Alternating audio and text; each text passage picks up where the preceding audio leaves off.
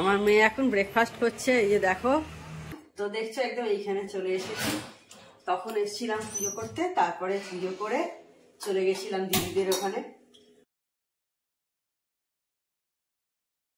Hello, good morning, welcome back to my channel. আশা করি তোমরা সব ভালো আছো, আমিও ভালো আছি। তো আজকে ভিডিওটা আমি এইভাবেই শুরু করলাম।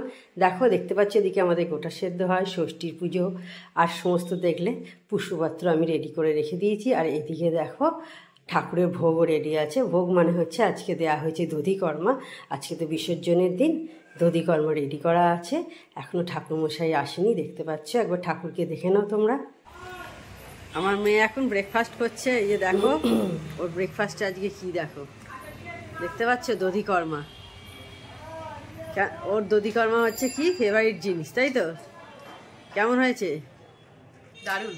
আবার ভালো করে মাখতে হবে, বেশি একটু মিষ্টি মিষ্টি হতে হবে, এমনি হলে হবে না, তবেই ও ফেভারিট হবে।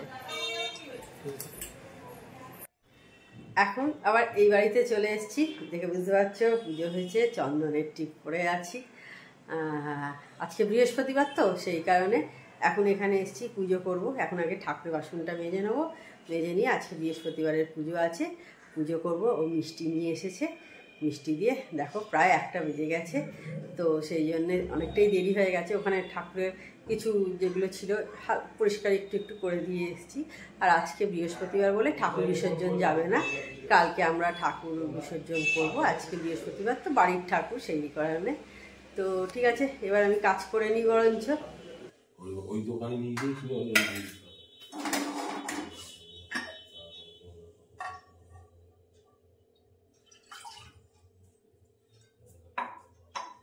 হ্যালো, তো দেখছো একদম এইখানে চলে এসেছি। তখন এসেছিলাম পুজো করতে, তারপরে পুজো করে চলে গেছিলাম দিদিদের ওখানে। তো খাওয়া দাওয়া করে তারপরে এখানে চলে এসেছি। এবারে দুপুরেই চলে এসেছি, এবার আর সন্ধে করিনি, দুপুরবেলায় চলে এসেছি। 3 জন একসাথে খাওয়া দাওয়া করে তখন তাও এলাম কটা 3:30 এরকম হয় মনে হয়, 3:30 পৌনে 4টে নাগাদ চলে এসেছি।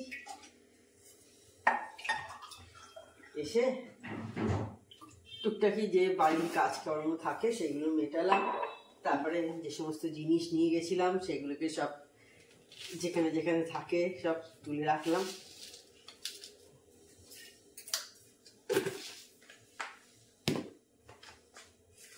আর মেয়ে জল খাবার যে স্মুদি খাবে।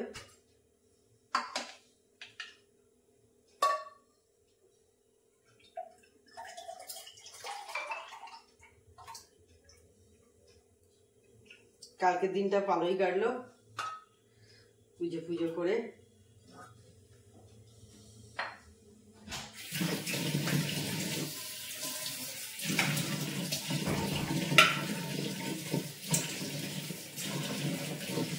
আমরাও যখন ছোটবেলায় ছিলাম সরস্বতী পুজো করতাম।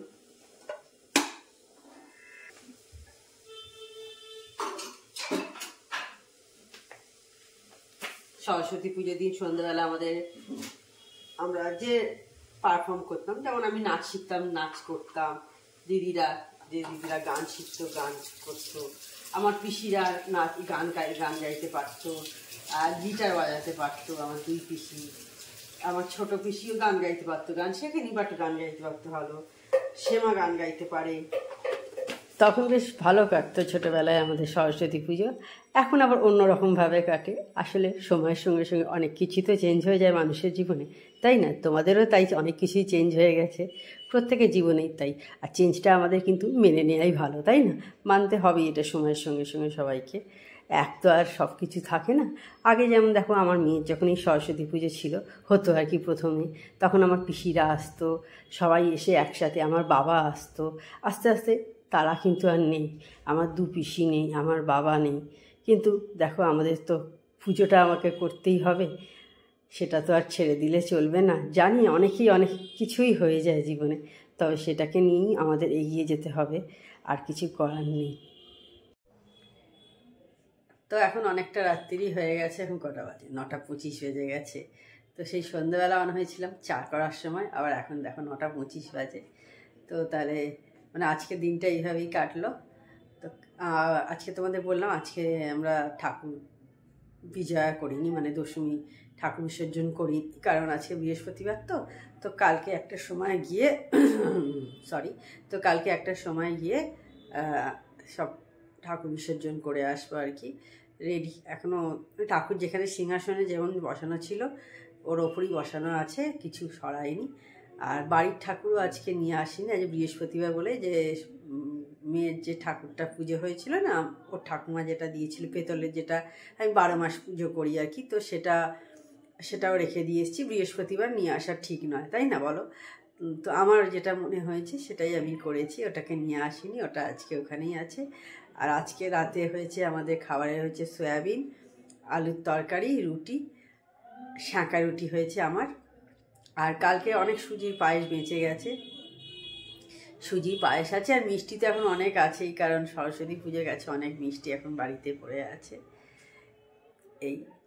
আর আমাদের এখানে আজকে একটা ফাংশন হচ্ছে, সরস্বতী পুজো হয়েছিল, সেখানে ফাংশন হচ্ছে, গান হচ্ছে আর নাচ এই সমস্ত হচ্ছে, শুনতে পাচ্ছি আর কি।